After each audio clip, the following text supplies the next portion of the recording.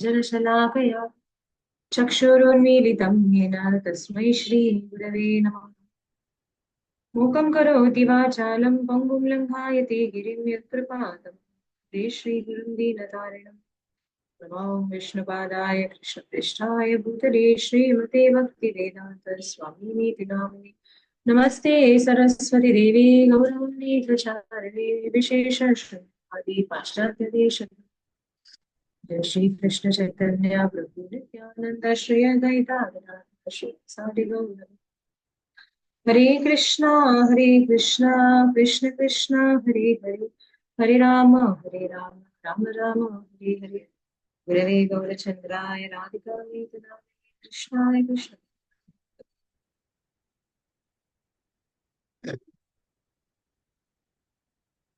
हरे कृष्णा। तो आज हम गोपाष्टमी के बारे में थोड़ी चर्चा करेंगे। वैसे तो गोपाष्टमी कल थी और ये कार्तिक मास का एक बहुत ही पवित्र दिवस है गोपाष्टमी, क्योंकि इस दिन पे मल्टीपल घटनाएं हुई थी। तो हम एक एक करके इन सभी घटनाओं की चर्चा करेंगे कि एग्जैक्टली क्या क्या हो रहा था, क्या क्या हुआ था गोपाष्टमी के दिन। तो सबसे पहले शुरुआत करते हैं कि अ, गोपाष्टमी लाइक मल्टीपल अर्थ है। गोप इस शब्द से हम गोपाष्टमी इस वर्ड को डिराइव करते हैं। तो ये वो दिन था जब कृष्ण का प्रमोशन हुआ था, जैसे हम कल चर्चा कर रहे थे।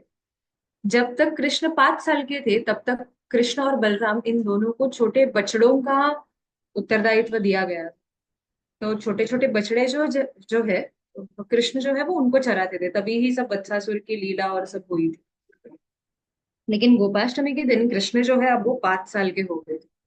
तो वो नंद बाबा के हाथ धोकर पीछे पड़े, अब मैं बड़ा हो गया हूँ 5 साल का। बिकॉज अगर आप देखोगे वैदिक पद्धति में जो एज का डिस्ट्रीब्यूशन अप टू 5 इयर्स उसे कहते हैं कुमार अवस्था। फिर 6 से लेके 10 साल तक उसे कहते हैं पौगंड अवस्था। और 10 से लेके 15 के बीच जो होता है उसे कहते हैं किशोर अवस्था। तो अब कृष्ण क्या कह रहे हैं, अरे अब मैं कुमार नहीं रहा, अब मैं बड़ा हो गया हूं ना, 5 साल हो गए हैं। तो अब मुझे बछड़े नहीं, अभी मेरे बछड़ों के साथ इनफ ट्रेनिंग हो चुकी, तो अब मुझे गाय चराना है। तो नंद बाबा एग्री कर देते कि ठीक है चलो, बच्चा अगर इतना बोल रहा है तो इससे आज से हम गायों की जिम्मेदारी दे दें। लेकिन यशोदा मैया जो है वो थोड़ी सी डर जाती। क्यों? क्योंकि कृष्ण तो हम जानते हैं बचपन से ही एडवेंचरस थे, कुछ ना कुछ एडवेंचर करते रहते। तो अब यशोदा मैया ये सोच रही है बछड़ों को चराने के लिए इन सभी बच्चों को एक्चुअली वन में बहुत दूर अंदर तक जाने की कोई आवश्यकता नहीं। वो लोग महल से, नंदगांव का जो महल है नंद बाबा का, तो नंद बाबा के महल से अगर वो नीचे देखते थे तो एक बड़ा सा एरिया था।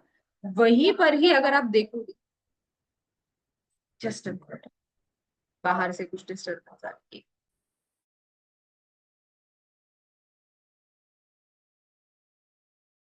Actions आ रहे हैं ना।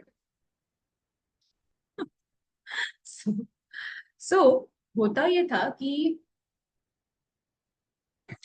यूजुअली ये जो बछड़े चराते थे तो बछड़े चराने के लिए क्या करते थे, पास के ही एरिया में जाते थे जहां से यशोदा मैया कभी भी महल में से कृष्ण और बलराम को देख सकती थी कि ओके बच्चे यहाँ पर खेल रहे, नो प्रॉब्लम, आई साइट में है ये सब।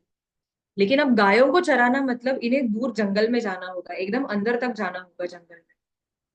तो अभी तो नजर के बाहर रहेंगे, और वहां कृष्ण ने अगर कोई शरारत की या फिर कुछ गड़बड़ कर दी तो उसका ध्यान कौन रखेगा। और इतने सारे अगर देखने जाएंगे, बचपन से इतने सारे राक्षस कृष्ण के पीछे पड़े थे, बराबर। यशोदा मैया तो ये सोच रही थी कि मेरे बच्चे के ऊपर सारे राक्षस आक्रमण कर रहे, मेरे पास होता है तो, या फिर हमारे प्रांगण में जब ही रहता है तो भगवान विष्णु की कृपा इस पर बनी रहती है, क्योंकि घर में हम भगवान विष्णु की पूजा करते हैं। अगर ये मेरी नजरों से दूर चला जाएगा तो मैं इसकी रक्षा कैसे करूं। 6 दिन का था तब पूतना आई मारने के लिए, फिर 3 महीने का हो गया तब एक बड़ा सा छकड़ा जो है वो उस पर गिर गया, शकटासुर। ठीक है, उसमें से वो बच गया। फिर 1 साल का जब था तो तृणावर्त आ गया लेकर जाने के लिए, तो ऐसे कितने सारे असुर। फिर 3 साल का था तब 2 पेड़ गिर पड़े, उसके वजह से हमें गोकुल महावन छोड़ के यहाँ पर नंदगांव में आना पड़ा, इतनी दूर। तो अभी अगर इसे जंगल में भेजेंगे तब तो दृष्टि से और दूर हो जाएगा। तो तब इसकी रक्षा कैसे करनी। तो ये सोचकर यशोदा मैया बोलती है नहीं नहीं, इसे गायों की वगैरह जिम्मेदारी नहीं देंगे। एंड एज इट इज, चलो अगर राक्षसों का भी खतरा नहीं तो इसको खुद से ही खतरा है। क्योंकि ये जो है कृष्णा, ये कहीं ना कहीं बोलते हैं ना, कोई गुफा देख लेगा तो उसमें क्या है, आउट ऑफ इंक्विजिटिवनेस वो देखने के लिए उस गुफा के अंदर चला जाएगा। फिर अंधेरे में देखकर वो डर जाएगा कि अरे बाबा यहाँ पर अंधेरा है, कुछ दिखाई नहीं दे रहा है। फिर किसी पेड़ पर चढ़ जाएगा। पेड़ पर चढ़कर चढ़ना तो आता है लेकिन उतरना आता नहीं, इसके लिए वहां से रोना शुरू कर देगा। तो कृष्ण संकट में है ये देखकर बलराम जी सोचते हैं अरे मेरा छोटा भाई वहां पर फंस गया, मैं जाता हूँ उसे निकालने के लिए। तो बलराम जी भी उसके पीछे पेड़ पर चढ़ेंगे। एंड वैसे भी कृष्ण, बलराम जी जो है कृष्ण से सिर्फ 15 दिन बड़े हैं। ज्यादा डिफरेंस नहीं है। तो बलराम जी भी पेड़ पर चढ़ जाएंगे। अब दोनों को उतरना नहीं आता तो किसी तीसरे को भेजना पड़ेगा दोनों को उतरने के लिए। तो ऐसे सब बहुत सारे गड़बड़ जो है ये दोनों भाई कर सकते हैं। तो यशोदा मैया is not at all ready कि गायों की जिम्मेदारी नहीं देती। एक और रीजन ये है कि नंद बाबा के पास एक नहीं, दो नहीं, 9 लाख गायें थी। अगर आप देखने जाएंगे, 9 लाख काउस। अगर आप देखने जाएंगे, नंद जो है ये एक पदवी है। ठीक है। नंद ये पदवी उस व्यक्ति को दी जाती है जिनके पास 9 लाख गायें हैं। और जिनके पास 11 लाख गाय है उनको टाइटल दिया जाता है भानु। तो राधा रानी के पास 11 लाख गायें थी, इसके लिए उनके पिताजी का नाम है Vrishabhanu. So Nanda is actually like a title which is given to people who have 9 lakh cows. तो कृष्ण के पास 9 लाख गाय, तो इतने 9 लाख गायों को संभालना, ले जाना। तो फिर नंद बाबा यशोदा मैया को कहते हैं ठीक है, तुम इतना बोलते ना, पैनिक मत हो जाओ आप। हम शांडिल्य मुनि से बात करेंगे। शांडिल्य मुनि भगवान के पुरोहित होते हैं, नंद बाबा के। तो कहते हैं हम शांडिल्य ऋषि से बात करेंगे और शांडिल्य ऋषि जो कुछ उपाय बताएंगे हम उस हिसाब से हम वैसे करेंगे कुछ। तो फिर जब शांडिल्य ऋषि से बात करते हैं तो शांडिल्य मुनि क्या कहते हैं, अरे कोई प्रॉब्लम नहीं, आप इसे गोपाल बना दो। इसके चार्ट में इसका एक नाम जो है वो है गोपाल। अनेक नाम है इस बच्चे के, उसमें से एक नाम है गोपाल, यानी कि वो जो गायों का पालन करता है। तो नो प्रॉब्लम, आप इसे गायों की जिम्मेदारी दे दीजिए। लेकिन अगर आपको इतना ही डर है कि इसके ऊपर कोई इनऑस्पिशियस, बोलते हैं ना, कुछ अशुभ इसके साथ होगा, तो हम कहते हैं ना कि छोटे बच्चों को काला टीका लगाते हैं अशुभ चीजों से बचाने के लिए। तो आप क्या कीजिए, इसको एक काली कंबली दे दीजिए। आपने देखा है वो जो ये रहते हैं, वो काले कलर का कंबल लेके जाते हैं हमेशा, जो चरवाहे रहते हैं, तो उसे काली कंबली ऐसे कहते हैं। तो कहते हैं कि आप उसे एक काला कंबल दे दीजिए, काली कंबली। तो उससे क्या होगा, कुछ भी जो इनऑस्पिशियस ये रहेगा वो आ, बोलते हैं ना आपके गोपाल पर नहीं आएगा। तो वो काली कंबली ओढ़कर कृष्ण जो है वो जा सकते हैं। आप सोचिए, जो खुद इतने काले मेघवर्ण श्याम सुंदर है, उनको एक और काली कंबली चढ़ा रहे हैं यहाँ पर ताकि वो बोलते हैं ना उनके ऊपर कोई अशुभ चीज ना आए। ये ब्रज का भाव है, अगर देखने जाएंगे तो। नंद महाराज कहते हैं हाँ हाँ ठीक है, बहुत अच्छा उपाय है। लेकिन प्रॉब्लम ऐसा है कि नंद महाराज के पास काली कमली होती नहीं। तो आप क्या करें, काली कमली लाए कहाँ से, क्योंकि अवेलेबल तो है नहीं। और कृष्ण यहाँ पर जिद पकड़े बैठे हैं कि मुझे गायों की जिम्मेदारी चाहिए, मुझे गायें चरानी है, मुझे और बछड़े, अभी मैं बड़ा हो चुका हूँ, अभी मुझे छोटे बच्चों के जैसा ट्रीट मत करो। तो शांडिल्य मुनि अब दूसरा उपाय निकालते हैं। वो कहते हैं एक काली कमली है, वो वृषभानु महाराज के पास अवेलेबल है। लेकिन अभी नंद महाराज जो है वो राजा है। तो एक राजा किसी से कभी भिक्षा नहीं मांगता कि अरे आप मुझे दे दो कोई चीज, बराबर। तो सोचते हैं कि मैं तो ऐसे मांग नहीं सकता, लेकिन ऋषभानु महाराज के पास काली कमली अवेलेबल है, तो उसे प्राप्त कैसे करें। तो शांडिल्य मुनि कहते हैं कोई प्रॉब्लम नहीं, इसका सोल्यूशन भी मैं निकालता मैं वृषभानु महाराज का भी पुरोहित। तो मैं वृषभानु महाराज के पास जाऊंगा और उन्हें कहूंगा कि ये मुहूर्त जो है वो बहुत ही शुभ है, और आपकी जो कन्या है राधा रानी, आप उनके लिए कन्या पूजन का आयोजन करना, और मैं सभी विधि करके दे दूं। तो जैसे ही उनका कन्या पूजन होगा, कोई भी पूजा जब करते हैं तो उसके बाद पुरोहित को दक्षिणा दी जाती है। तो दक्षिणा में मैं उनसे काली कमली मांग लूं, और वो काली कमली मैं आपको लाकर दे देता हूँ, आप कृष्ण को पहना दें। तो ऐसे करके इसी दिन शांडिल्य मुनि ने जाकर ऋषभानु महाराज से कहा था कि आप राधा रानी का कन्या पूजन कीजिए। फिर राधा रानी का कन्या पूजन हुआ, और जब भी दक्षिणा देने का समय आया तो शांडिल्य मुनि ने काली कमली मांग ली। और वृषभानु महाराज ने वो जो काली कमली है शांडिल्य मुनि को दी, और शांडिल्य मुनि ने लाकर उसे नंद महाराज को दे दी। और ये काली कमली जो है कृष्ण उड़कर एकदम रेडी है। जैसे छोटे बच्चे एक्साइटेड रहते हैं, नया बैग, नया यूनिफॉर्म, नया कंपास बॉक्स, सब कुछ, वैसे कृष्ण अपनी नई काली कमली ओढ़कर, अपना नया जो स्टिक है, वेत्र बोलते हैं उसे, उस छड़ी को, उस छड़ी को लेकर, और एक बफेलो हॉर्न होता है कृष्ण के पास गायों को बुलाने के लिए। तो ऐसा एक बफेलो हॉर्न लेकर कृष्ण जो है वो एकदम रेडी रहते हैं, और अपनी बांसुरी, ताकि गायों को बुला सके। तो ये सब लेकर कृष्ण रेडी कि कल मैं जाकर गाय चराऊंगा, फाइनली आई एम प्रमोटेड। लेकिन अब होता ये है कि नेक्स्ट डे यशोदा मैया कृष्ण को, कि जंगल में जा रहे हैं, जंगल में अगर आप देखोगे तो बहुत सारे कांटों के पेड़ होते हैं, दिन भर जंगल में रहेंगे, सीधा शाम के समय वापस आएंगे। तो यशोदा मैया क्या करती है, कृष्ण के लिए बहुत ही सुंदर पादुका तैयार करके रख देती है, एक छाता देती है कृष्ण को, कि जब तुम वन में जाओगे लाला, तो ये पादुका पहनकर जाना, ताकि जो ये है कांटे वगैरह है जो, वो तुम्हारे कोमल पैरों को नहीं छूटेंगे। और सर पर छाता रख लेना आपने, ताकि जो तेज धूप है, बोलते ऑलरेडी टैंड हो, तुम्हें और टैनिंग की आवश्यकता नहीं है, तो छाता पकड़ लेना आपने। तो कृष्ण कहते हैं ठीक है मैया, नो प्रॉब्लम, लेकिन मेरी गायों का क्या? कांटे अगर मुझे चुभेंगे तो वो मेरे गायों को भी चुभेंगे, और अगर धूप मुझे लग रही है तो वो मेरे गायों को भी लगेगी। तो ऐसे कैसे मैं जा सकता हूँ? आप उनके लिए भी पादुका और छातों का प्रबंध कीजिए। अब आप सोचिए, 9 लाख गाय, यानी कि 9 लाख छाते लगे, वो तो फिर भी एक बार ठीक है, हर एक गाय के 4 पैर, यानी कि कितने पादुका लगने चाहिए, है ना? तो यशोदा मैया कहती है, अरे नहीं नहीं, ऐसा कैसे संभव है, इतने कम समय में मैं इतना सब रेडी कैसे करूं? तो कृष्ण तो जिद पकड़ कर बैठते हैं कि नहीं, अगर मैं जाऊंगा, तो अगर मैं छाता और पादुका है तभी ही लेकर जाऊंगा, अगर मेरे गायों के पास छाता है और मेरे गायों के पास पादुका, उसके बिना मैं नहीं जाने वाला। क्योंकि जो कष्ट मेरे गाय भुगतेंगी वो मैं भी भुगतूंगा, या फिर जो सुख मुझे मिल रहा है वो मेरे गायों को भी मिलना चाहिए। इतना प्रेम भगवान जो है वो अपनी गायों से करते हैं।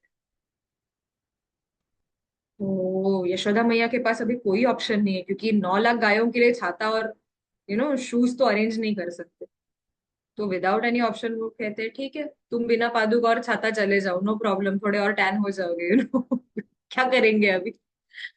तो जब ही गाय गौशाला में से ये सुनती है कि हमारे लिए कृष्ण कल इतने कठोर रास्ते से चलने वाले, जस्ट बिकॉज हमारे पास कोई शूज नहीं है, तो इसके लिए भगवान भी पादुका नहीं पहनते, तो ये गाय रातों रात जाकर वृंदावन में सब जगह अपने पैरों से ये जितने भी कंकड़ और पत्थर होते हैं उन सबको कूट कूट कर इतना सॉफ्ट मक्खन जैसे बना देती है। एकदम आज भी अगर आप जाओगे वृंदावन में, तो इस स्थान का नाम पड़ जाता है रमन रेती। आज भी अगर आप रमन रेती में जाओगे, तो वहां की मिट्टी ना मक्खन जैसी है, एकदम सॉफ्ट, क्योंकि गायों ने इसे कूट कूट कर पूरी तरह से कृष्ण के लिए मुलायम बनाकर रखा है, ताकि कृष्ण के पैर में कोई भी कांटा या कोई भी कंकड़ नहीं छूटे। तो ये भगवान और भक्त का आपस में प्रेम है, कि भगवान अपने भक्त के लिए इनकन्वीनियंस टॉलरेट करने को तैयार है, और भक्त ऐसे है कि वो भगवान को इनकन्वीनियंस कोई भी सहन करने नहीं देंगे। तो दोनों का आपस में इतना प्रेम है। कहा जाता है कि गाय जो थी वो हमेशा आतुर रहती थी कि कब कृष्ण हमें हमारे नाम से बुलाएंगे, और कृष्ण के पास देखते रहते थे।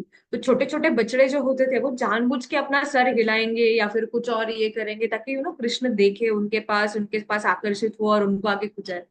और कृष्ण का भी अपने बछड़ों पर इतना प्रेम था, और कृष्ण का नेमिंग पैटर्न बहुत अच्छा था। कृष्ण ने अपने सभी गायों को, अलग अलग रंग के गाय थे कृष्ण के पास, तो कृष्ण ने सबको उस हिसाब से नाम देकर रखा। जैसे कि जो भी गाय सफेद कलर की, तो उनको नाम दिया था हम्सी, धवली, जो व्हाइट कलर के श्वेता, ऐसे नाम दिए थे, व्हाइट कलर्ड काउस। जो भी गाय थोड़े गोल्डन कॉम्प्लेक्शन की थी, उन्हें नाम दिया था गौरांगी, हेमांगी, पिंगला, ऐसे सब नाम थे, हेमा। और फिर जो लाल रेडिश कलर के काउस थे, उनको नाम थे कुमकुमी, लाली, ऐसे सब। एंड जो काले कलर के काउस थे, ब्लैक कलर के, श्यामा, काली, ऐसे सब। तो भगवान जो है हर एक को अपना, बोलते ना, अपने अपने कलर के हिसाब से नाम देते थे। और अभी हम जब चैंटिंग करते हैं तो हमारे पास भीड़ भाड़ होती है, बराबर।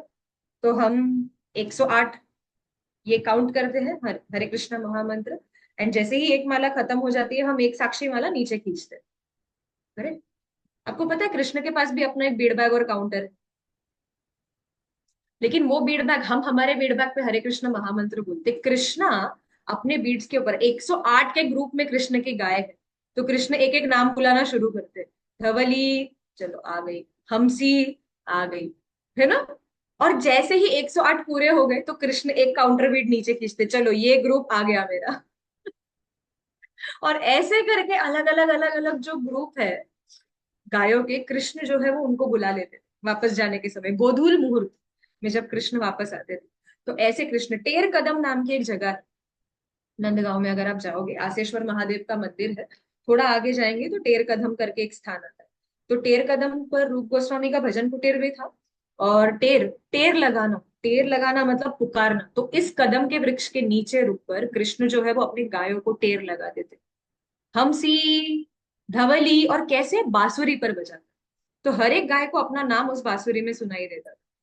कुछ कुछ गायें ऐसी थी कि मेरा नाम बार बार पुकारना चाहिए इसके लिए वो जानबूझकर आती नहीं। और कुछ कुछ गायें जो है वो एक झटके में आ जाती थी। तो कुछ कुछ अभी छोटे बछड़े थे ये लोग।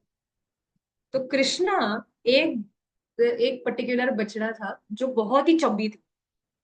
एंड कृष्णा क्या करते थे, कृष्णा उस बछड़े के मुंह पर जाके ऐसे ऐसे मृदंग बजा, वो जब तुम कितने चब्बी हो, तुम्हारा गाल जो है ना ये मृदंग की तरह, और ऐसे जाकर कृष्ण मुंह पे तबला बजाएंगे उस बछड़े के।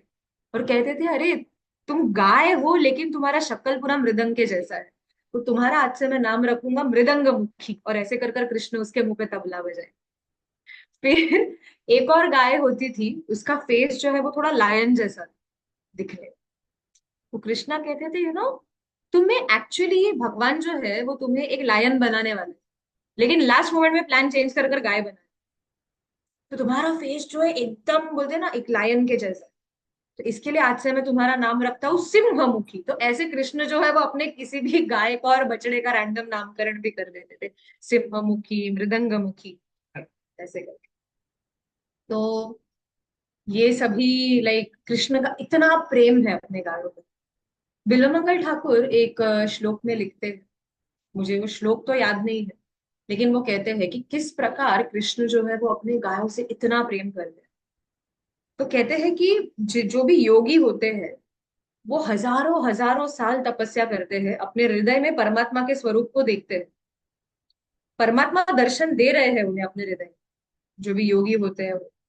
और वो चाहते हैं कि परमात्मा उनसे कुछ बात करे या फिर कुछ कहे, उनसे एक दो शब्द तो बोले। और वो विनंती कर रहे हैं परमात्मा से कि अरे आप कुछ तो, एक तो शब्द बोलिए। लेकिन परमात्मा जो है वो सिर्फ दर्शन देते हैं, वो उनसे कुछ कहते नहीं। इन योगियों से जो हजारों हजारों साल, आप जितना भी लक्षण भगवत गीता में पढ़ रहे हो ना, स्थित प्रज्ञ है, सब कुछ कंट्रोल करके, ऐसे योगी हो। भगवान कुछ बोलते नहीं है, सिर्फ अपना दर्शन दे रहे परमात्मा स्वरूप।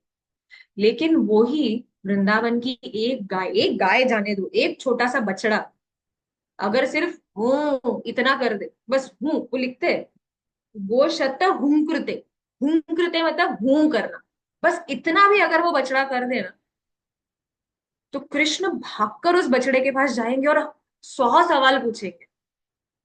क्या हुआ, तुम्हें भूख लगी है, तुम्हें प्यास लग रही है, कोई मक्खी तुम्हें सता रही है, गले की रस्सी टाइट है, तुम्हें खेलना है क्या, तुम्हें स्नान करना है क्या, तुम्हें बांसुरी सुननी है, तुम्हें क्या करना है एग्जैक्टली, तुम ऐसे क्यों कर रहे हो, दिस इज हाउ। ये प्रेम का संबंध है भगवान का उन गायों के साथ। अगर आप देखोगे गोवर्धन लीला जो हमने अभी रिसेंटली सेलिब्रेट किया था, दिवाली के नेक्स्ट दिन जो आता है, तो गोवर्धन लीला में भी इंद्र ने इतना बड़ा अपराध किया कि ब्रजवासियों का हत्या करना चाहा। और जब भी वो माफी मांगने के लिए कृष्ण के पास जाते हैं तो किसे आगे लेकर जाते हैं, सुरभि गाय को। क्योंकि वो जानते हैं कि अकेले जाऊंगा तो गड़बड़ हो जाएगा। लेकिन गाय जो है वो भगवान को बहुत प्रिय है, इसके लिए वो सुरभि को आगे करते हैं। और सुरभि के प्रस्तावना पे भगवान जो है वो इंद्र को क्षमा कर। तो इतने भगवान को गाय जो है वो प्रिय है। इसके लिए हम भगवान के लिए जब प्रार्थना भी करते हैं, जो प्रेयर भी बोलते हैं भोग लगाने के समय, हम क्या कहते हैं? नमो ब्रह्मण्य देवाय गो ब्राह्मण हिताय च, जगद्दिथाय कृष्णाय गोविंदाय। कि गो ब्राह्मण हिताय च, भगवान जो है वो गायों की खास तरीके से रक्षा करना, या फिर भगवान का गाय के ऊपर खास एक प्रकार का प्रेम है। इतना प्रेम है उनका गायों पर कि उनका खुद का नाम है गोपाल। वो गायों को आनंद देते हैं, इसके लिए उनका नाम है गोविंद। उनका जो लोक है उसका नाम है गोलोक। उनके जो सखा है उनका नाम है गोप। उनकी जो सखियां है उनका नाम वो है गोपियां। और जो उनके गायों का, जो उनके गायों का पालन पोषण करता है, उनको हम बुलाते हैं गिरिराज गोवर्धन, जो गायों का वर्धन करते हैं। तो इस प्रकार everything about Krishna revolves around cows. तो ये गोपाष्टमी का दिन था जब कृष्ण वत्सप वत्सपाल से गोपाल बने, इसके लिए गोप अष्टमी। ये एक कारण है कि गोपाष्टमी सेलिब्रेट होती है। इसी दिन एक और बहुत ही महत्वपूर्ण लीला हुई। अगेन गोप इसी शब्द से रिलेटेड। तो होता ये है कि राधा रानी जो है वो, हम जानते हैं कि राधा कृष्ण की जो लीलाएं है वो परकीय रस की लीला है। यानी कि apparently, so called, Radha Rani का विवाह जो है वो अभिमन्यु नाम के एक ग्वाले से हुआ था, और वो यावट में रहती है। उनकी सास का नाम है जटिला, और जो ननंद है उनका नाम है कुटिला। तो जटिला, कुटिला और अभिमन्यु, तीनों का काम ये है किस प्रकार राधा रानी को कृष्ण से अलग रखना है, दूर रखना है हमेशा। तो बहुत बार, again I would like to clarify, please समझिए, ये जितने भी लीलाएं, ये जो कुछ हो रही है, ये भगवान की इच्छा के लिए हो रही है। अगर आप देखोगे, राम और सीता, इनका अगर हम माधुर्य रस जब पढ़ते हैं तो दोनों का विवाह हो गया है, सब कुछ एकदम स्मूथ चल रहा है रामायण। लेकिन रामायण में असली फ्लेवर कब आता है? जब वो सेपरेशन आता है, कि रावण सीता मैया को लेकर जाते हैं, है ना। और उस समय जो प्रेम है दोनों का, उसका हाइट्स हमें तब दिखाई देता है जब दोनों भी सेपरेटेड है एक दूसरे से। कि सीता मैया राम को किस लेवल तक प्रेम करती है, और राम सीता मैया को कितने लेवल तक प्रेम, बराबर। क्योंकि हनुमान जी जब अशोक वाटिका में पहुंचते हैं और सीता मैया उन्हें पूछती है कि राम मुझे याद भी करते हैं क्या नहीं, क्योंकि 10 महीने हो चुके हैं, और 10 महीने बाद हनुमान जी यहाँ पर आए, सीता मैया दिखी है उनको, मतलब ढूंढ पाए हैं। और वो फर्स्ट चीज देखती है कि एक शिमशुपा वृक्ष के नीचे एक स्त्री बैठी है। उनकी एक और एक दो उन्होंने फूल रखे हुए हैं। दो, एक तरफ है राम और दूसरी तरफ है लक्ष्मण, और वो बातें कर रही है। और कंटिन्यूअसली ये जो है सीता देवी जो है वो राम से प्रार्थना कर रही है कि आप आइए और मुझे बचाइए, और लक्ष्मण से क्षमा मांग रही है कि मैंने तुम्हें बहुत ही कठोर शब्दों से भेज दिया। तो ये सीता मैया के प्रेम की पराकाष्ठा थी जो हनुमान जी देख रहे हैं। क्योंकि जब तक हनुमान जी, मैं थोड़ा सा डाइवर्जन ले रही हूँ यहाँ पे वो कंपैरिजन बताने की, कि जब तक हनुमान जी एक्चुअली लंका में आ रहे थे, तब तक वो सोच रहे थे कि भगवान राम इतने श्रेष्ठ है, एक स्त्री के लिए वो इतनी बड़ी वानर सेना को क्यों दाव पर लगा रहे, एक स्त्री के। अब सोचो कि सबको अलग अलग डायरेक्शंस में भेजा गया, लेकिन जैसे ही हनुमान जी सीता का दर्शन करते हैं, उस समय वो सोचते हैं कि राम जितना एफर्ट्स ले रहे हैं वो एक्चुअली बहुत कम है, उन्होंने और एफर्ट्स लेने चाहिए।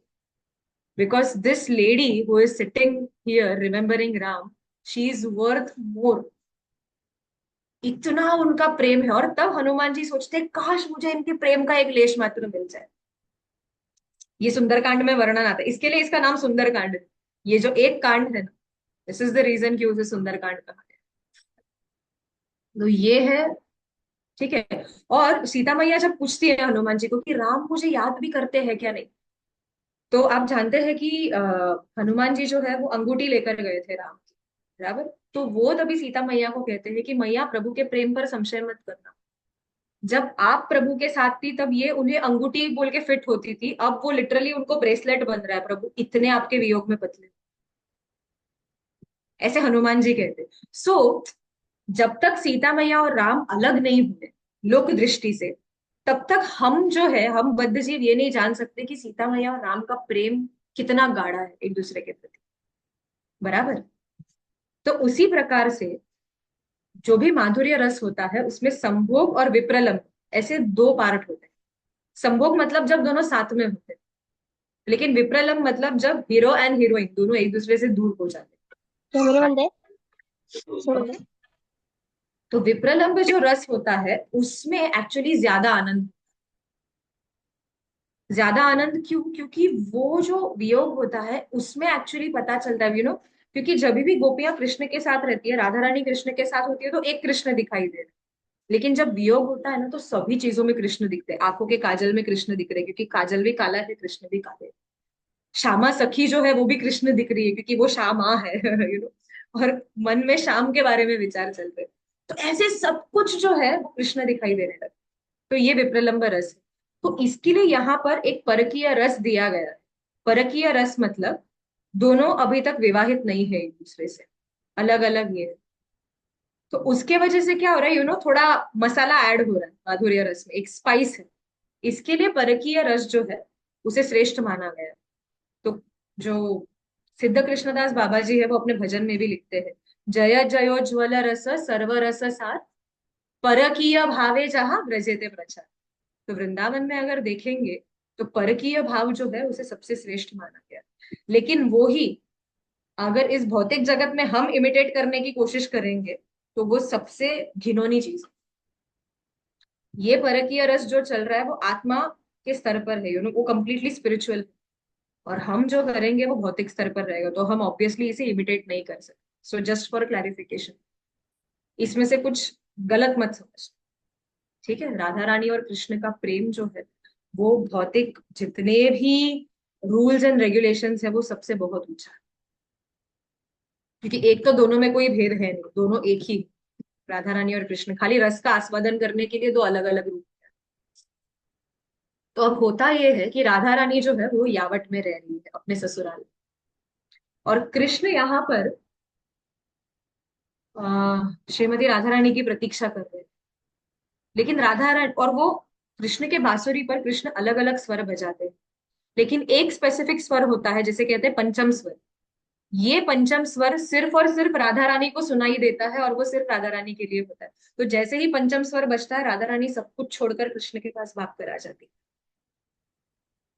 तो अब प्रॉब्लम ये है कि राधा रानी जाना चाहती है, पंचम स्वर सुनाई दे रहा है, लेकिन जटिला दरवाजे पर बैठी है और राधा रानी को घर से निकलने नहीं दे रही। तो अब करे क्या? और कृष्ण वहां पर राधा रानी के वियोग में रोए जा रहे, बेहोश हो रहे। तो जैसे राधा रानी के अष्ट सखियां हैं, ललिता, विशाखा, ये सब इत्यादि, तुंग विद्या, चित्रा, चंपकलता, रंग देवी, सुदेवी, इंदुलेखा, तो ये राधा रानी की अष्ट सखियां। तो उसी प्रकार कृष्ण के भी अष्ट सखा है जिन्हें प्रिय नर्म सखा बोलते हैं। तो उन सखाओं में से एक है सुबल। तो जो सुबल होते हैं वो कृष्ण के साथ होते हैं इस समय। और सुबल कृष्ण को पूछते हैं कि क्या हो गया, तुम इतने क्यों दुखी हो रहे हो?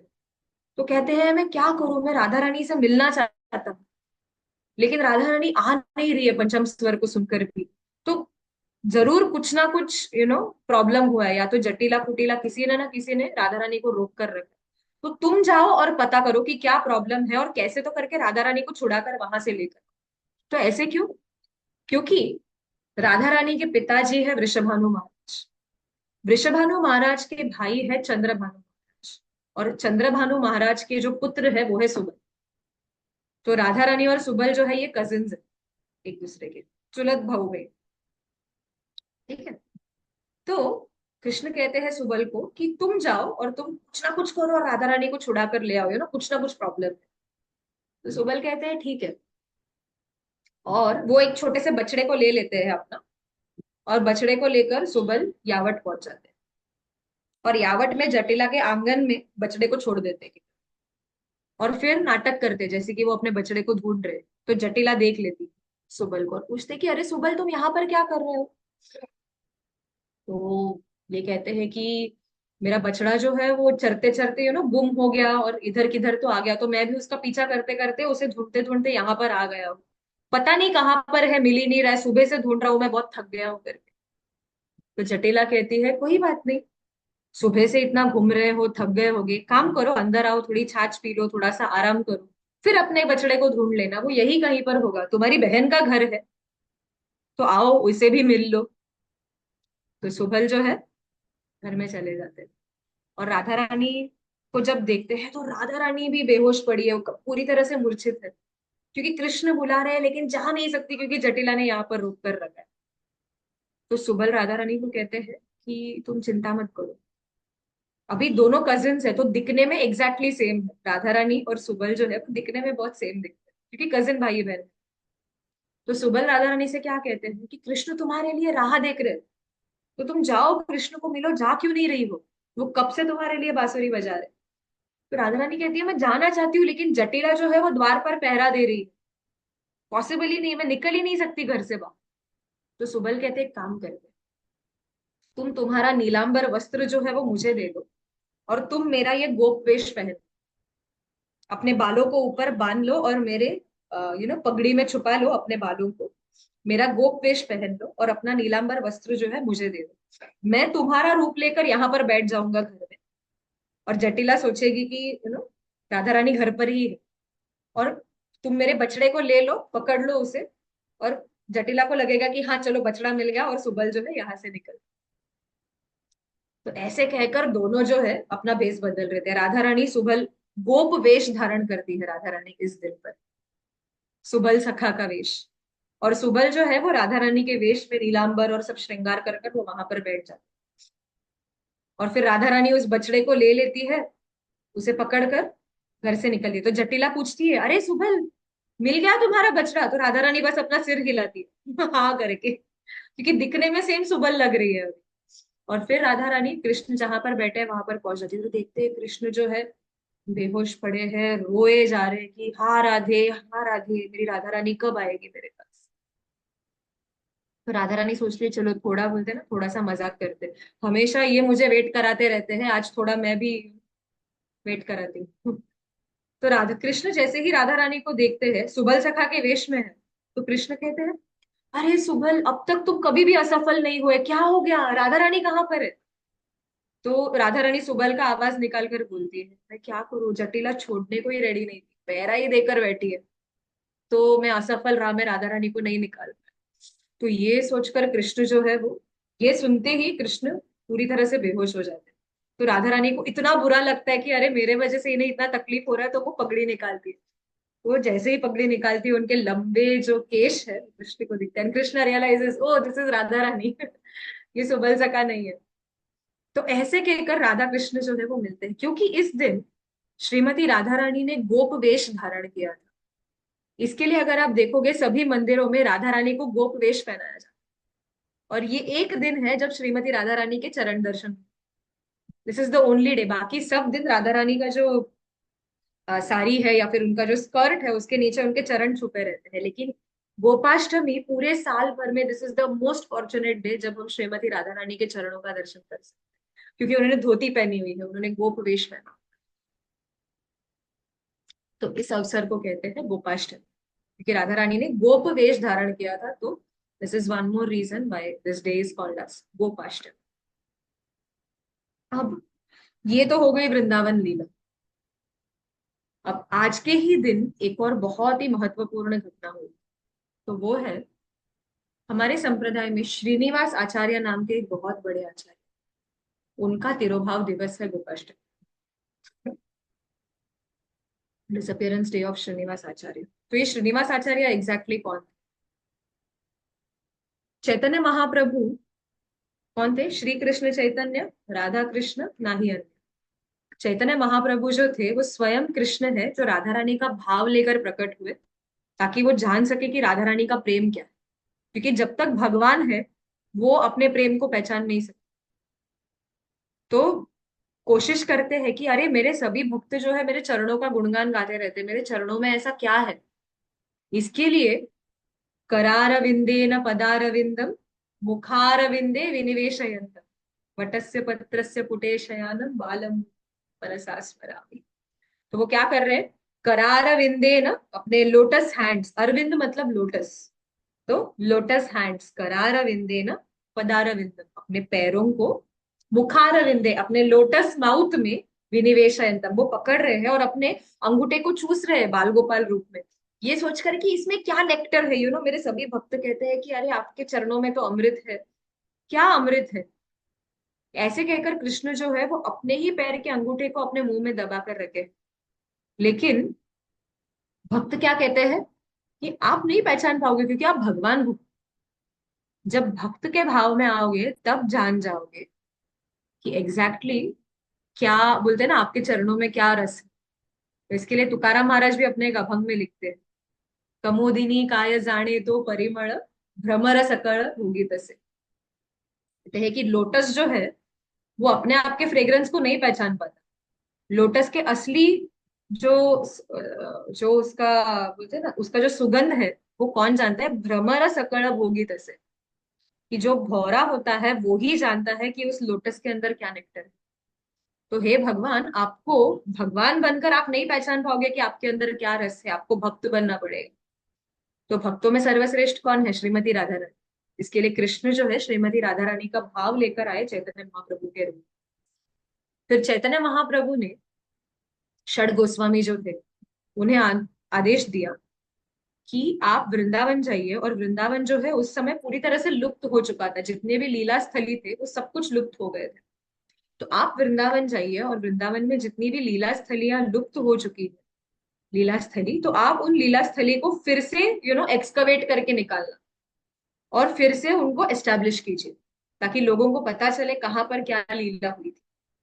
और एक और आदेश दिया था कि आप ग्रंथ लिखिए भक्ति के ऊपर। तो हम आज जितने भी ये सब ग्रंथ पढ़ रहे हैं, रूप गोस्वामी और सनातन गोस्वामी जी, और रघुनाथ दास गोस्वामी, रघुनाथ भट्ट गोस्वामी, गोपाल भट्ट गोस्वामी और जीव गोस्वामी, ये 6 गोस्वामी थे। तो ये जितने भी ग्रंथ हम पढ़ते हैं वो सभी इन षड गोस्वामियों ने लिख लिख कर पूरी ये सब लीलाएं लिखी हुई। तो ग्रंथों का निर्माण तो रूप गोस्वामी और सनातन गोस्वामी ने किया, लेकिन अब इन ग्रंथों को डिस्ट्रीब्यूट कौन करेगा? बराबर, डिस्ट्रीब्यूट करने के लिए भी तो कोई चाहिए। तो फिर ये डिस्ट्रीब्यूशन का जो मेन काम है वो किया श्रीनिवास आचार्य ने। तो श्रीनिवास आचार्य जो थे वो तीन, एक्चुअली ये तीन फ्रेंड्स थे, श्रीनिवास आचार्य, नरोत्तम दास ठाकुर और श्यामानंद। तो इन तीनों ने मिलकर एक्चुअली ये जो बुक्स है उनका डिस्ट्रीब्यूशन का काम पूरे गौड़ देश में, ये सब जो प्रचार करने का काम है इन पुस्तकों का, ये श्रीनिवास आचार्य और उनके नरोत्तम दास ठाकुर और श्यामानंद पंडित ने किया। तो श्रीनिवास आचार्य जो है उन्हें चैतन्य महाप्रभु का ही एक शक्त्यावेश अवतार माना जाता है, कि चैतन्य महाप्रभु ने स्वयं अपना जो एक्सटेसी है उसका अवतार जो हुआ वो थे श्रीनिवास आचार्य। और श्रीनिवास आचार्य का अगर हम कथा सुनेंगे, तो मैं एकदम शॉर्ट में बोलूंगी श्रीनिवास आचार्य के बारे में। दो इंपॉर्टेंट एक्चुअली स्टोरीज है इनके बारे में। तो जितने भी तो श्रीनिवास आचार्य एक्चुअली इनिशियली उन्होंने बचपन से ही भक्ति में रुचि रखते थे, और फिर उन्होंने सुना जगन्नाथपुरी में चैतन्य महाप्रभु जो है वो अपनी लीलाएं कर रहे हैं। और जैसे ही वहां पर जाते हैं तो देखते हैं कि चैतन्य महाप्रभु तो इस भूतल से निकल गए। जगन्नाथपुरी पहुंचते ही उन्हें पता चलता है कि भगवान चैतन्य महाप्रभु टोट गोपीनाथ में वो विलीन हो गए हैं, और उन्होंने अपना मतलब अभी वो इस धरती पर नहीं है। तो श्रीनिवास आचार्य बहुत दुखी हो जाते हैं। तो फिर भक्त उन्हें कहते हैं, समझाते हैं और कहते हैं कि चैतन्य महाप्रभु नहीं है तो गदाधर पंडित है यहाँ पर, टोट गोपीनाथ के जो पुजारी थे। और गदाधर पंडित जो थे वो स्वयं राधा रानी के अवतार थे। तो आप गदाधर पंडित के साथ रहिए। तो श्रीनिवास आचार्य जो है वो गदाधर पंडित के पास जाते हैं और गदाधर पंडित से दर्शन लेकर उन्हें कहते हैं कि आप मुझे भागवतम सिखाइए, क्योंकि गदाधर पंडित ऐसे थे कि वो चैतन्य महाप्रभु को भी भागवतम सुनाते और सिखाते थे। तो वो गदाधर पंडित से रिक्वेस्ट करते थे कि आप मुझे भागवतम सिखाइए। तो गदाधर पंडित कहते हैं कि मेरे पास जो भागवतम की ये कॉपी है, ये रो रो कर, क्योंकि भागवतम जब भी महाप्रभु और गदाधर पंडित साथ में पढ़ते थे तो दोनों इतना रोते थे तो जो लिखा हुआ ये रहता है ना, वो जो क्योंकि पहले के जमाने में वो इसके ऊपर लिखते थे, लीव्स पे लिखते थे, पाम लीव्स के ऊपर। तो वो स्याही मिट गई है या फिर वो पेजेस डैमेज हो गए हैं, तो मेरे पास एक्चुअली वो प्रॉपर कॉपी है नहीं। तो आप वो उन्हें किसी और डिवोटी के पास भेजते हैं और कहते हैं कि आप वहां पर जाइए उस भक्त के पास, और प्रॉपर श्रीमद् भागवतम जो है उसे रिट्रीव करके लेके आइए, फिर मैं आपको भागवतम सिखाऊंगा। तो श्रीनिवास आचार्य वहां से जाते हैं उस दूसरे भक्त के पास ट्रैवल करके, पूरा का पूरा भागवतम लिखकर नोट करते हैं, सब कुछ जमा करते हैं। उस समय उतना आसान नहीं था, अभी हमारे पास प्रिंटेड कॉपीज है, वेदाबेस है, सब कुछ इजीली मिल जाता है। लेकिन उस समय बहुत मुश्किल थी। ओरिजिनल कॉपी ढूंढकर निकालते हैं, वापस जगन्नाथपुरी आते हैं, तो क्या पता चलता है कि गदाधर पंडित ने भी अपना शरीर छोड़ दिया। तो उनके तो प्राण ही निकल जाते कि अब मैं किसकी शरण में जाऊं। पहले चैतन्य महाप्रभु के पास आया तो चैतन्य महाप्रभु नहीं मिले, अब गदाधर पंडित नहीं रहे, अब कहाँ जाऊं। तो भक्त उन्हें समझाते हैं और कहते हैं कि आप एक काम कीजिए, आप वृंदावन जाइए। वृंदावन में रूप और सनातन गोस्वामी, रूप गोस्वामी और सनातन गोस्वामी जो है, ये आपको ये आप उनके शरण में जाइए, क्योंकि महाप्रभु ने उन्हें एम्पावर किया है दोनों। और जितने भी भक्ति के ग्रंथ है वो सब दोनों बहुत ही स्कॉलरली है, और वृंदावन के सभी लीला स्थली भी ढूंढकर वो निकाल रहे हैं, महाप्रभु की विशेष कृपा है इन दोनों पर। तो आप उनके शरण में जाइए। तो ऐसे सोचकर श्रीनिवास आचार्य अब जगन्नाथपुरी से निकल पड़े और वृंदावन पहुंचे।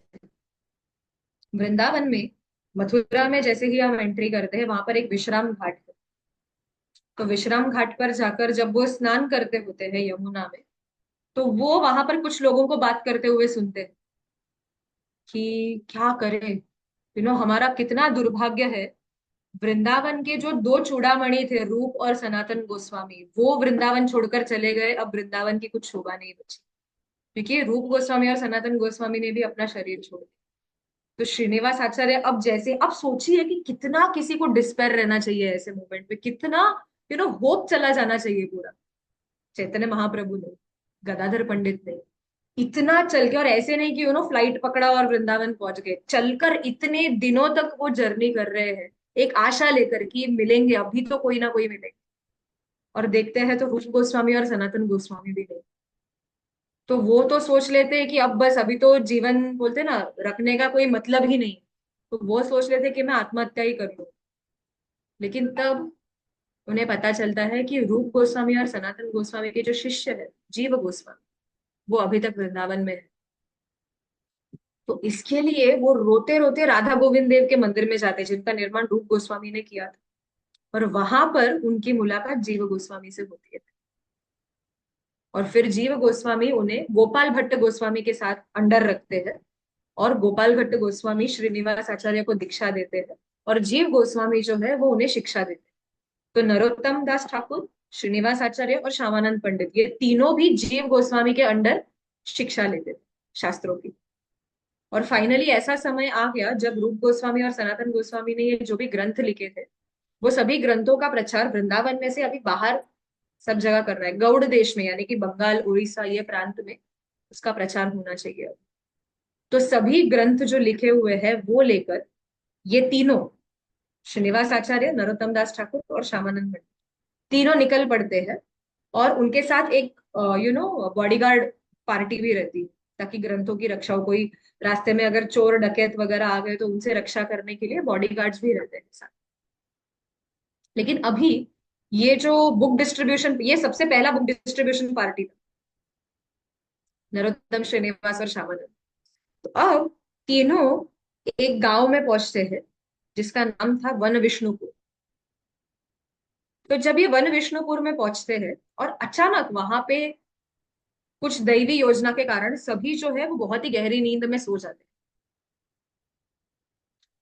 क्योंकि इतने यात्रा के बाद सब थक हार गए। अभी तक सब लोग बहुत अलर्ट रहते थे, हर रात को ग्रंथों की रक्षा होती थी, सब कुछ होता था।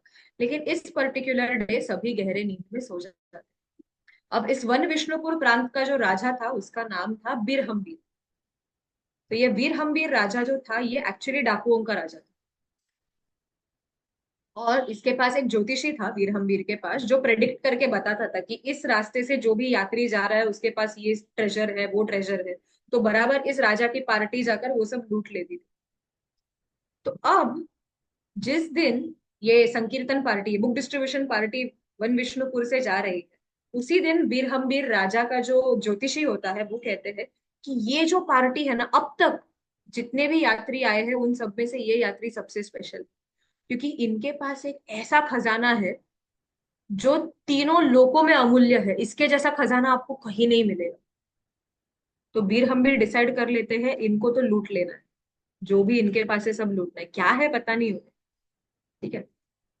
तो वो सोचते हैं कि लूट लेना है करके। और उसी दिन दैवी योजना के वजह से ये पूरा का पूरा बुक डिस्ट्रीब्यूशन पार्टी यहाँ पर वन विष्णुपुर में सो जाते हैं, रात के लिए रुक जाते हैं, नींद लग जाती है।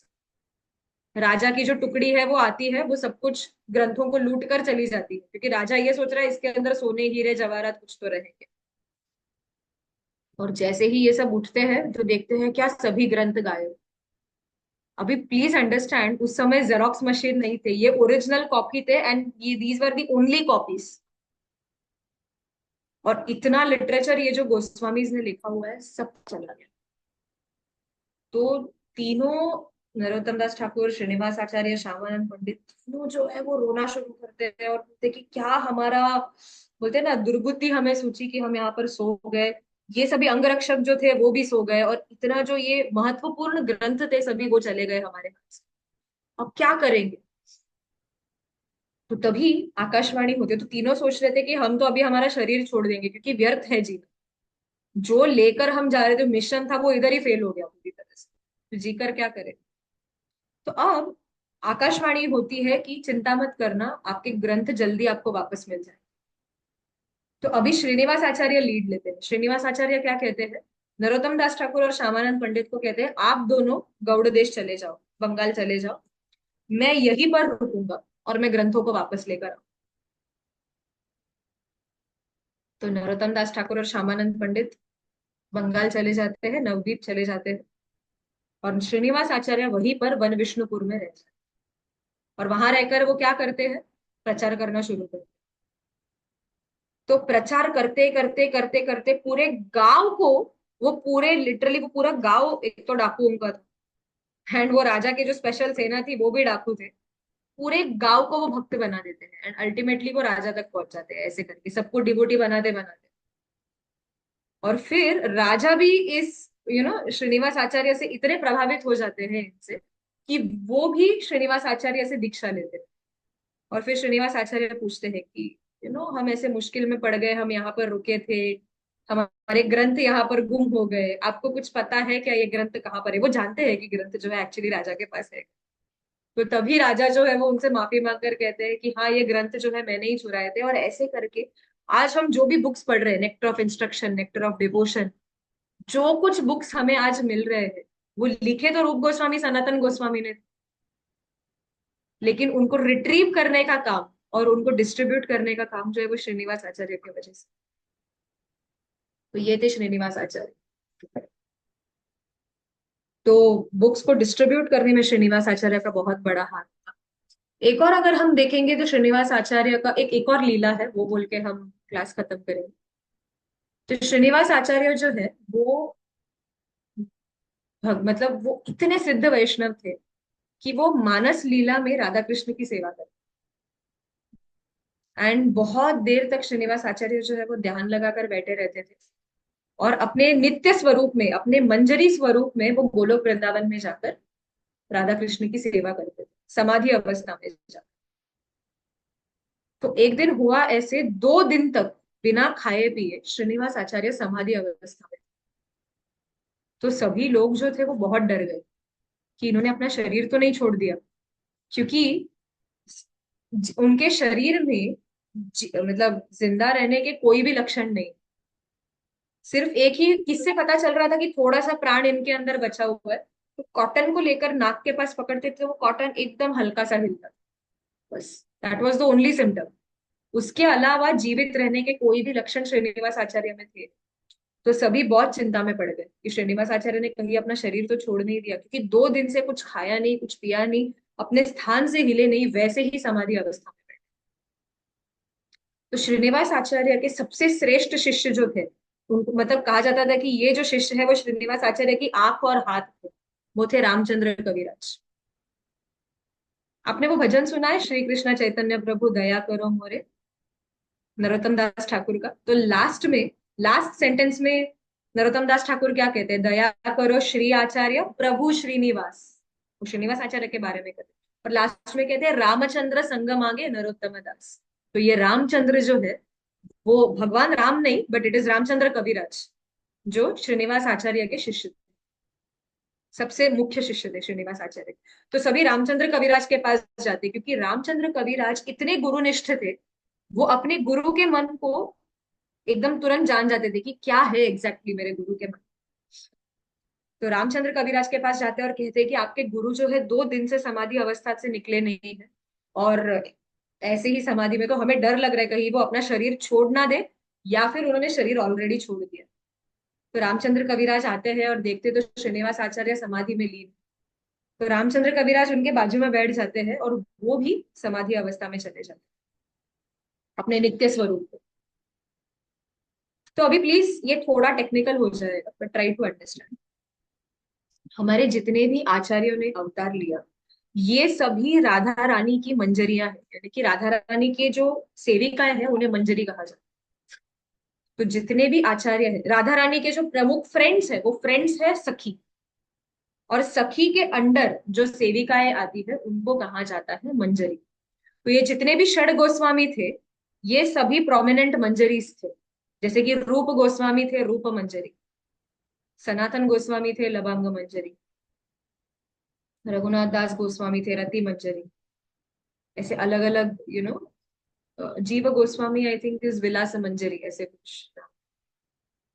ठीक है, गोपाल भट्ट गोस्वामी थे गुण मंजरी। तो ये सभी जो है गोलोक वृंदावन में इनका स्वरूप जो है वो मंजरी का है। तो राधा रानी के ही इन मंजरियों ने यहाँ पर षड गोस्वामी के रूप में अवतार लिया था। वरना पता कैसे चलेगा राधा कृष्ण की जो इतनी इंटीमेट लीलाएं है वो इन गोस्वामियों को कैसे पता? क्योंकि वो वहां पर है और वो देख रहे हैं, ये सब लीला जो देख रहे हैं वो लिख रहे हैं हमारे लिए ग्रंथ रूप। तो अब रामचंद्र कविराज अपने नित्य स्वरूप में पहुंच जाते हैं। रामचंद्र कविराज भूतल पर, गोलोक में उनका स्वरूप क्या है? करुणा मंजरी। तो रामचंद्र कविराज करुणा मंजरी के स्वरूप में गोलोक में जाते हैं और वहां पर उनको दिखाई देते हैं श्रीनिवास आचार्य। श्रीनिवास आचार्य किस रूप में है? मणि मंजरी के रूप, जो उनके गुरु है। ठीक है। और वो पूछते हैं कि अरे क्या हो रहा है, आप इतने दिन से आए क्यों नहीं भूतल पर? तो दूर उन्हें दिखाई देता है कि राधा रानी और कृष्ण जो है वो विहार कर रहे हैं, और सभी सखियां जो है वो उन्हें झूला झुला रही है, बहुत आनंद, एक फेस्टिवल चल रहा है। लेकिन मंजरीज का एक ग्रुप है जो बहुत टेंशन में है। क्यों? क्योंकि राधा रानी और कृष्ण जब जल क्रीड़ा कर रहे थे तो राधा रानी का जो फेवरेट नथनी था वो पानी में गुम हो गया। तो ये सभी मंजरी जो है राधा रानी के नथनी को ढूंढ रहे थे पानी के अंदर, कहाँ गुम हो गई। तो उनमें से एक थे मणि मंजरी, यानी कि श्रीनिवास आचार्य। इसके लिए 2 दिन से वो गायब थे, क्योंकि नथ ढूंढ रहे हैं ऊपर। 2 दिन से समाधि अवस्था में थे। तो रामचंद्र कविराज भी वहां पर पहुंच जाते हैं अपने गुरु की सहायता करने। और वो भी यमुना में कूद जाते हैं, छलांग लगाते हैं। सभी मंजरी जो है यमुना में डाइव करके सब जगह नोज रिंग ढूंढ रही है कि राधा रानी की नथनी कहाँ पर गिर गई। तो अब ये जो करुणा मंजरी है, फाइनली आधा घंटा यमुना में ढूंढने के बाद उन्हें वो नथनी मिल जाती राधा रानी की। अभी आप सोचिए, हम अगर रामचंद्र कविराज के जगह पर, या फिर हम अगर करुणा मंजरी के जगह पर होते तो हम क्या करते? नथनी मिल गई, राधा रानी की फेवरेट है, भाग कर जाओ राधा रानी के पास, राधा रानी आपकी नथनी मिल गई, ये देखो मैंने ढूंढ कर निकाल। करेक्ट? ये नेचुरल रिस्पॉन्स है किसी का भी। तो फिर राधा रानी बहुत प्रसन्न हो जाएंगी, राधा रानी हमें आशीर्वाद देंगी, राधा रानी एक विशेष कृपा मिलेगी हमें राधा रानी, ये एक जनरल रिस्पॉन्स रहे। लेकिन करुणा मंजरी ने ऐसा नहीं किया। जैसे ही उन्हें वो नथनी मिली, उन्होंने वो हैंड ओवर की अपने गुरु को, मणि मंजरी यानी कि श्रीनिवास आचार्य। अब श्रीनिवास आचार्य भी भागकर जा सकते थे राधा रानी के पास, उन्होंने भी वो नहीं किया। उन्होंने हैंड ओवर किया गुरु, गुण मंजरी, जो उनके गुरु है। गोपाल भट्ट गोस्वामी। गोपाल भट्ट गोस्वामी जो गुण मंजरी है, उन्होंने उस नथनी को दिया सभी मंजरी की जो लीडर है, रूप मंजरी। दैट इज रूप गोस्वामी। यही रूप मंजरी रूप गोस्वामी बनकर आते हैं। इसके लिए हम मंगलाचरण में रूप गोस्वामी का एक विशेष प्रेयर गाते हैं। श्री चैतन्य मनोभीष्टम स्थापितम येन भूतले स्वयं रूप कदामयम ददाति स्वपदान्तिकम। हम जो वैष्णव है, हमें रूपानुग कहा जाता है, क्योंकि हम रूप गोस्वामी के अधीन है। क्योंकि Rupa Goswami is the leader of these मंजरीज। रूप मंजरी को रूप मंजरी ने वो दे दिया ललिता सखी को, क्योंकि ललिता सखी रूप गोस्वामी, हाँ, रूप मंजरी की लीडर है। और ललिता सखी ने अब उसे राधा रानी के नाक में लगा दिया। तो यहाँ पर हम अगर देखेंगे तो ये है परंपरा का महत्व। हम हमारे गुरु को लांग कर कभी भी भगवान तक नहीं पहुंच सकते। शिष्य चाहे कितनी भी भक्ति क्यों ना कर ले, वो हमेशा गुरु से एक स्टेप नीचे ही रहेगा। प्रभुपाद भी कहते थे कि a disciple can never become more advance than the guru. Prabhupada के डिसाइपल्स ने एक बार प्रभुपाद से कहा कि श्रीला प्रभुपाद, आप तो अपने गुरु से भी बड़े प्रीचर हो, भक्ति सिद्धांत सरस्वती ठाकुर से भी ज्यादा। क्यों? क्योंकि आपने पूरे विश्व में आप 12 बार घूमे और आपने 108 मंदिरों का निर्माण किया। तो श्रीला प्रभुपाद ने कहा, no, my guru Maharaj was a greater preacher then. क्यों? क्योंकि मेरे गुरु महाराज, मैंने यहाँ पर आने से पहले इंडिया में प्रचार किया, लेकिन मैं वहां पर फेल हो गया। उस स्थान पर जहां पर मैं फेल हुआ, वहां पर मेरे गुरु महाराज ने 64 गौड़िया मठ बनाए, 64 गौड़िया मठ एस्टेब्लिश किए। और मेरे गुरु महाराज जब प्रचार के लिए जाते थे तो बस से जाते थे। अगर आप उन्हें हवाई जहाज देते थे जो मुझे मिला, एरोप्लेन अगर देते थे जो मुझे मिला है, तो मेरे गुरु महाराज 108 नहीं 1008 मंदिर बना। तो मेरे गुरु महाराज मुझसे ज्यादा श्रेष्ठ हैं, ऐसे श्रील प्रभुपाद ने कहा। तो शिष्य चाहे कितनी भी कोशिश कर ले, वो अपने गुरु से ज्यादा एडवांस्ड कभी नहीं हो सकता। और भगवान भी तब प्रसन्न होंगे। यही तो मेन हमारा प्रेयर है ना, दास दास दासानुदास, कि हमें हमेशा हमारे गुरु के अंतर्गत रहना।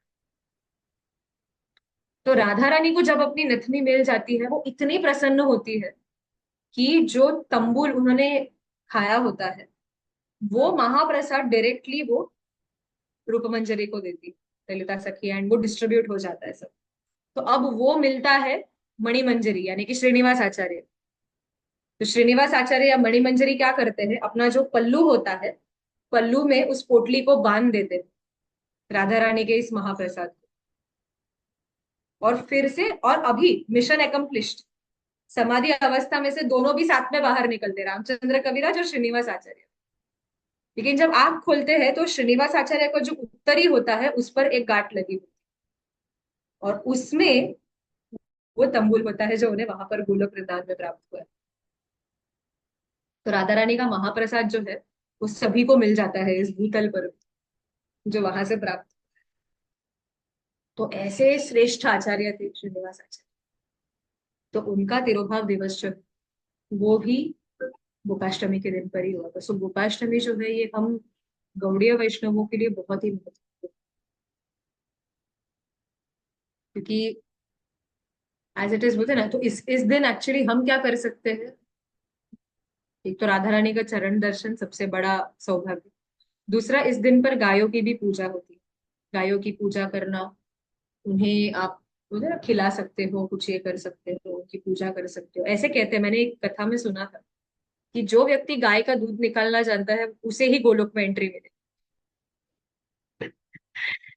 कि अगर कोई व्यक्ति ऐसे सोचता है कि अरे मुझे गाय पसंद नहीं, या फिर मुझे गायों से डर लगता है, वहां पे उन व्यक्ति का मतलब उस व्यक्ति का गोलोक में कोई स्थान ही नहीं, कि पूरा गोलोक गाय से भरा हुआ है। क्या करोगे गोलोक में जाकर, सभी और गाय ही गाय है।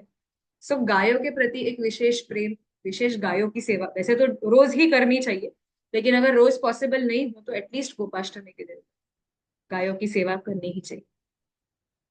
तो भगवान जो है वो बहुत प्रसन्न हो जाते हैं।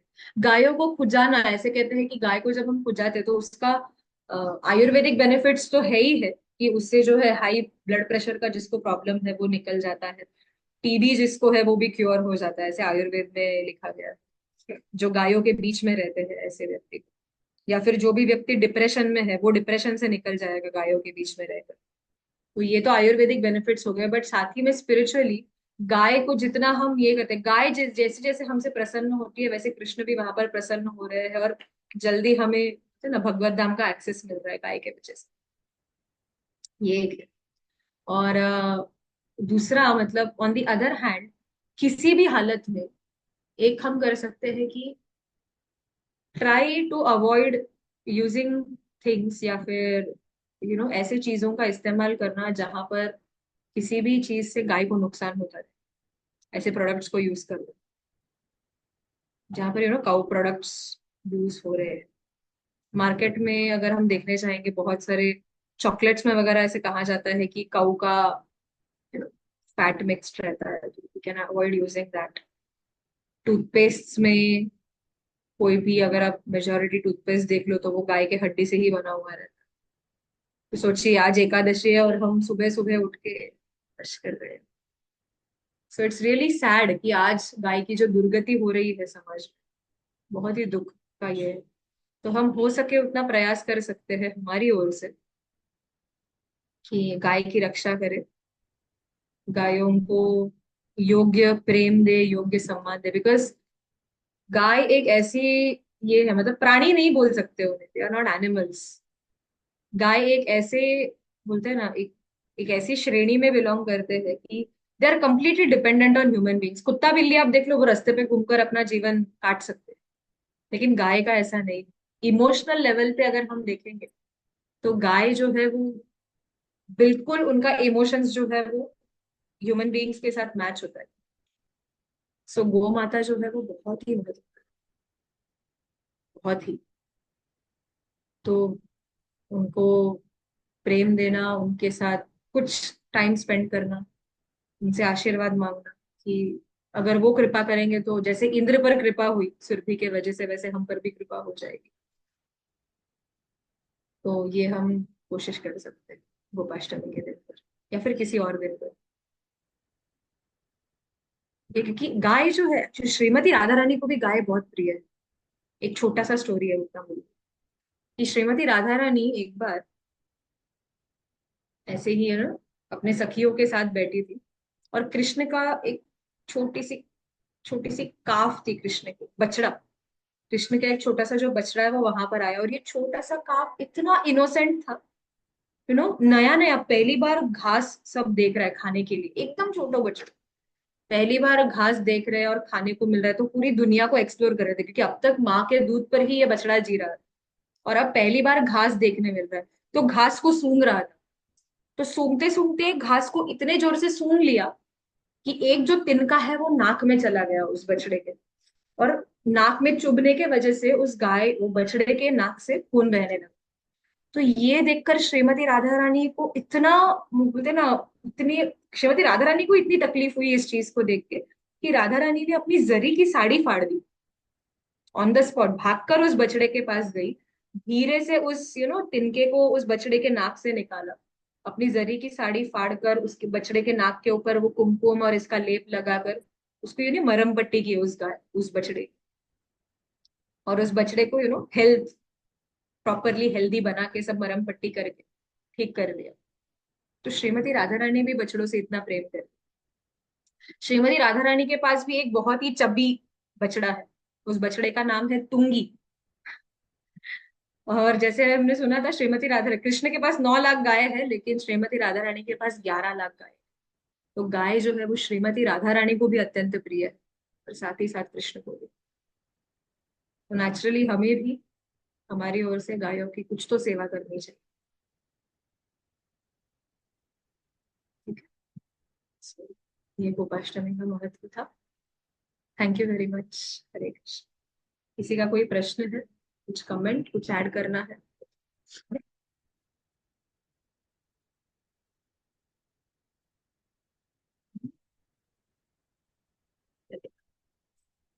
हरे Krishna, thank you so much. दंडवत प्रणाम। सो नेक्स्ट सैटरडे मिलेंगे। हरे कृष्ण।